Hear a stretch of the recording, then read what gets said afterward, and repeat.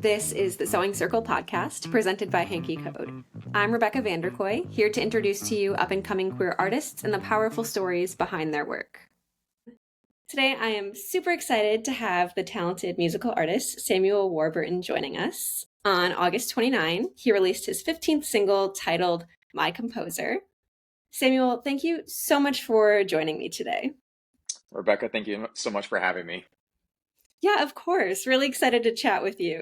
I have seen that you've been sharing some of your music on Spotify for quite a few years. I was looking back, looks like the earliest things were right around like 2016. Yep. And I'm curious, how long have you been writing and making music? So I would say writing and actually making and recording music probably since 2016. I did a lot of live performing previous to that. And then actually during COVID, so back in 2020 is when I started doing really kind of hunkering down and started writing more, then started recording. And then, that's when all the songs started coming out. So that's awesome. Yeah. So did you always kind of know that like this is what you wanted to do, or how did you kind of like land on this, I guess? So, great question. Yeah, honestly, my dream since I was young was to be a recording artist, but I didn't think I could. I didn't know how to do it, or I didn't know it was even possible. So I did a lot of live musical theater. And then I think it was just moving to LA and started making little connections. And because previous, years ago, it was about being signed to a label, which was really hard to do. But now anyone can record a song and start releasing it. And so I think the opportunities now are way better because if you want to do it, do it. Like there's a way, basically. There's a way. Absolutely. Yeah, that's really interesting because I feel like there's definitely kind of pros and cons that I hear from different people about like how the industry has changed. But that is like a really good point that like it definitely opens it up to like a lot more people, I think. It does. And I think that's the biggest thing is I think, yes, where people could be more famous back then, I feel like there was like one or two major artists. So I don't think we have major artists now, but I feel like it's more opportunity, which I think is better. Maybe we're not making as much money, but do you know what? I think it's about being an artist now. Yeah, no, that absolutely makes sense. Yeah. So let's see. It's been almost a decade then that you've been doing this. How would you say that your music style, your writing style, all of those things, how have those things changed over the past decade? So when I started recording music, I was super like religious and was kind of like hiding who I truly was. I was trying to fit into a mold of what I thought was going to be accepted. And so now, over the last decade, I came out as a queer artist. I left my religion that I was raised in, and I feel like my music is now, it's almost like my story, because my original songs always have a true story behind it. I've also done some covers, but I feel like if you really start to watch my journey, it's I start to reveal little parts of myself throughout my original songs. Yeah, I feel like that's such like a cool story, and also really cool that people can kind of like trace that journey through your music. Yeah. Speaking to kind of all of that, on this podcast, I always like to ask people, what does queerness in your work mean to you personally? Oh, see, I love questions like that because queerness to me, again, growing up in such a small, religious, conservative town, I was really boxed in and I was never truly able to express myself. And so being queer, and I prefer using the word queer because to me, that takes all limitations away. So as an artist, I feel like now I can be whoever I want to be. And it's constantly changing and every song truly is different. And even my looks change. I feel like aesthetics, my music, my sound, my emotions are constantly changing and moving. So to me, being queer, I get to now embrace me fully. And that's why I love being a queer artist. It's a journey. No, absolutely. Yeah. Yeah. I know. I think we have very similar backgrounds because I'm also from like a very small conservative religious town. Yeah. Wow. And I feel like coming from that, it's always such an especially interesting, sometimes difficult, just very fascinating journey to kind of like figure out who you are, especially in regards to like queerness or any otherness, really. Exactly. Oh, yeah. You get it. Absolutely, yeah.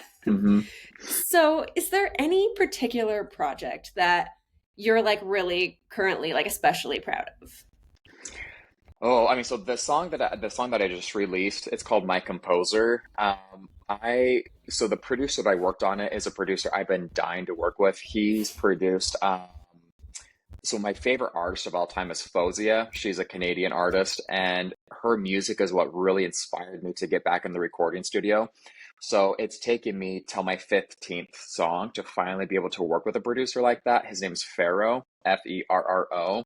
So to me, I feel like as an artist to work with a producer at that level, I'm so beyond proud of. And this song, I feel like it's more the aesthetic and the sound I always wished I could sound like as an artist. So I'm super proud of this song. But another product I did was about a year or two ago, I filmed a short film about my coming out story, coming out to my mom. I came out on Christmas to my mom. And so we actually turned it into a film that's going to be a feature film soon. But we already released Oh, the short cool. film. It's in all the festivals. So to me, telling my true story, I'm so proud of that. So yeah. That's really cool. How did you kind of, because obviously you're doing music, how did you end up in Uh-huh. the world of film? So I actually went to acting school previous to music. Okay. So I went to acting school back in 2000, I believe 15 in Santa Monica, California. Because again, I didn't know becoming a recording artist was even a thing. I didn't know I could do it. And so I'm Right. like, well, maybe I could be an actor. Let me go to acting school. Let me kind of break into the acting world. But then music always comes back, and music is what's actually keeps driving me because the film industry has so many lulls and peaks and valleys and shutdowns and strikes. And so music, I finally realized I can control that. I'm in Right. control of my music. Uh-huh. Absolutely. That's Yeah. really cool that you still kind of get to like use that though with the Oh yeah. short film and then the upcoming feature. Still, Yeah. you're just able to dabble in some of the other creative things that you're interested in. Yeah. It's still there. Yeah, I'm doing Yeah. it. So we were discussing, like the journey that your music tells. And I'm curious, where do you draw inspiration for your work? So, I mean, I've probably written over 100 plus original songs. I've only released maybe half a dozen of my songs are original songs. The others are covers. Yeah. Um, because it's harder to do an original song. I need to find the right producer that can kind of help produce all, the melodies and all the backtrack. But Yeah. the inspiration, what's so funny is I write almost all my songs when I'm at the gym. So I go to the Oh, gym and there's really? something about releasing my endorphins and I'm sitting down, I'm on the treadmill or I'm, sitting at a certain machine and my brain just starts and I start like writing. I pull out my notes on my phone and next thing I know I have like 10 songs written and it's always about like life experiences or my emotions or I'll see someone at the gym and I start to see a story from them Yeah. and because I actually have another song that I'm actually recording right now that will come out later this year called My Cinderella. And as a queer person, I used to identify as gay. Now I'm identifying as bisexual, queer. Again, sexuality is so spectrumy. And I saw this girl at the gym, and I was so inspired by. There was something about her that just wrote this whole story in my head. So I wrote an original song called My Cinderella. That I'm again, it will come out later this year. But so yeah, it was inspired from just seeing someone while I was at the gym. Anyway, so kind of cool. No, that's Yeah. like really unique. hmm I feel like I've never heard that anyone like that is the place where they're writing It's all my of their place. songs. So I kind of love Yep. that. It's the gym. And again, I think it's just the endorphins. I think just all the Yeah. hormones starts getting released and it's like I like brain drop everything in my phone. So, No, honestly, it does yeah. make sense. Yeah. So obviously you mentioned, like one artist who you are hmm like especially like, but I'm curious, hmm what other artists right now have been like really inspiring you? Oh, that is a good question. I do know, so I've always loved Ariana Grande's journey as well. And I feel like, so I remember I went to her concert back in 2019. I was at the Staples Center and I remember I saw her perform and I was like third row and I remember I just broke down sobbing. And this was again back, I only released one song at that time. And I kind of took a break from music. And so I think just seeing her on stage, it was a spiritual experience for me. I broke down sobbing and I'm like, I was meant to do that. I was meant to be on that stage. And again, then COVID happened. And then again, that's when I discovered Fozia, the other artist that really got me back in the studio. I feel like female artists always resonate more with me than male artists. I don't know I think there's so much more freedom in females. I think we're still I think men are still boxed in and we have to be masculine, or if you're queer, they expect it to be so queer. And I feel like now we're trying to let men be more free, where women, I don't know, I just feel like women have always just something beautiful about them, just so freeing. So, Yeah. yeah. No, that totally makes sense. So, a few minutes ago, we were kind of talking about how you started not as like a recording artist, but you were starting kind of with hmm live music. hmm And I'm wondering, what do you love most about performing live? The adrenaline rush, which is funny because the nerves, my least favorite thing's the nerves, but at the same time, my favorite thing's the nerves because there's something magical of having like this panic attack. And then you Yeah. walk on stage and then you see people just yearning for a performance. They're wanting you to perform. And then as soon as you let that, you just have to open your mouth, let out the first note.